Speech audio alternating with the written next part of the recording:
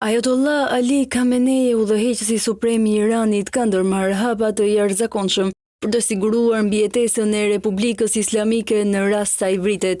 Sipas burimeve të brendshme të cituara nga The New York Times, Khamenei, i cili besohet se ndodhet në një bunker për shkak të frikës nga atentatet, ka emëruar 3 figura të larta të klerit si pasardhës të mundshëm të tij, si dhe ka caktuar zëvendësues për zinxhirin ushtarak të komandës.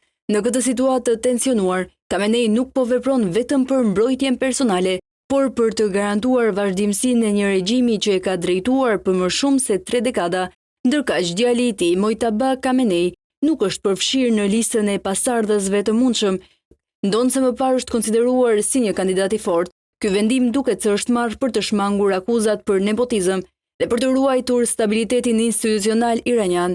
Zgjedhja e udhëheqësit të ri zakonisht i takon asamblesë së ekspertëve, e cila përbëhet nga 88 klerik të zgjedhur nga populli. Megjithatë, zhvillimet e fundit tregojnë se Khamenei është duke ndërtuar një plan emergjent për transferimin e pushtetit jashtë këtij procesi formal, me qëllimin kryesor, shpëtimin e Republikës Islamike.